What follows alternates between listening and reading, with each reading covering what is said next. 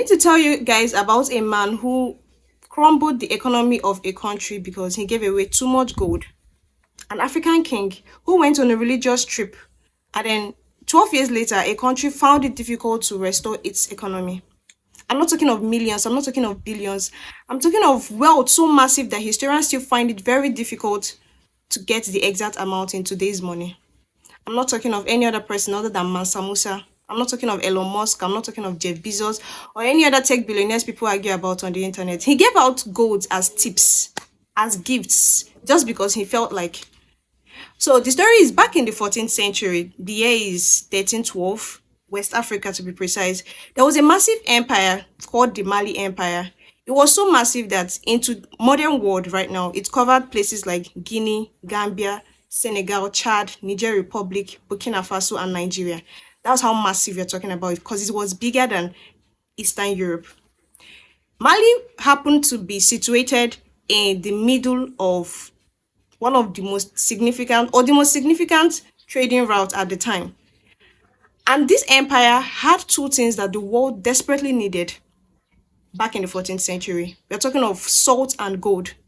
And I know salt might sound boring to you because now you can cheaply get it at any store, but in the 14th century, salt was very rare and valuable and was literally treated as a currency. And the Mali Empire happened to have significant deposits of it. Mali also had gold, and it was reported that Mali had roughly half of the world's gold supply. So that should tell you that when Mansa Musa inherited the throne and became the king, he was not just the king of any empire, he was the king of the world's biggest gold mine. And when historians tried to calculate his wealth, the number that kept coming up was $400 billion.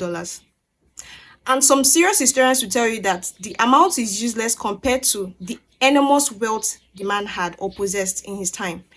And the comparison I want to draw to you is that the biblical King Solomon, who happened to be the richest king in the Bible, was estimated to worth over $100 billion. So by comparison, Mansa Musa was much wealthier than he was, and King Solomon was literally broke in comparison.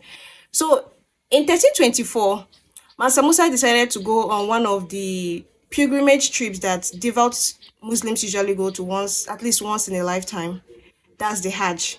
And then he decided to go to Mecca. And you know, when people want to travel, they usually pack maybe a bag, carry some snacks, but that was not Mansa Musa. He literally bought 60,000 people for this trip. He bought 12,000 personal servants, and he had 80 camels, and each camel was carrying between 50 to 300 pounds of pure gold dust. And his favorite wife came along too in this trip, and she also brought 300 personal servants as well. That's to tell you how huge the trip was. Now, here is a detail that I personally cannot get over. I told you the favorite wife came along in the trip, right? It so happened that reportedly during the trip, she told him that she missed her nightly baths at the River Niger. And guess what? Mansa Musa built a swimming pool, while crossing the Sahara Desert for her. And the amazing thing is that she used this pool just once. And it so happened that even in the course of the journey, every Friday, Mansa Musa had a new mosque built because he wanted to worship in a clean and new place every Friday. So eventually, Mansa Musa continued with his trip and he got to Egypt. And the people of Egypt haven't heard so much about him. We are thrilled to see him. They had heard he was rich, but the thing was, they didn't understand the extent of his wealth. But when he got to Egypt, there was a political standoff between him and the Sultan of Egypt because the Sultan of Egypt believed he should come to meet him and then kiss his ring as a sign of respect. But Mansa Musa, being the richest man on earth at the time, didn't feel that way. He said no. And eventually they were able to sort out their emotions, and then Mansa Musa went to meet him. And when he went, he gave him a gift worth 50,000 gold dust just as a hello. And Mansa Musa stayed in Egypt for 3 months, and he did what he could do best, which was giving out. He gave to government officials, merchants, private individuals, anybody that was around Mansa Musa. Best believe you were going with a gold dust. And then slowly things started going wrong. Because here's the thing about gold, just like every other thing, its value is dependent on its rarity. And when it's difficult to find, it's worth a lot. But when it's everywhere, it's not so special. And Mansa Musa had not even realized that he has dumped so much gold in Egypt that the value of gold fell by 25% almost overnight. But to Mansa Musa, he was just being generous, just being himself. But for Egypt, a country whose value was dependent on its gold supply, it was catastrophic. So Mansa Musa, on his way back from Mecca, from the pilgrimage journey, he decided to buy back the gold after he had learnt the disaster he had caused in the country. He decided to buy back the gold, to take it out of circulation, to reduce its exchange. But there was a problem. The Egyptian merchants, having realized that, oh, this man is worth so much, decided to sell it to him at the highest interest rates. And the Egyptian economy didn't recover for 12 years. Eventually, Mansa Musa completed his pilgrimage journey at Mecca and he returned home. But he didn't come back alone. He came back with scholars, architects, builders from the Islamic world.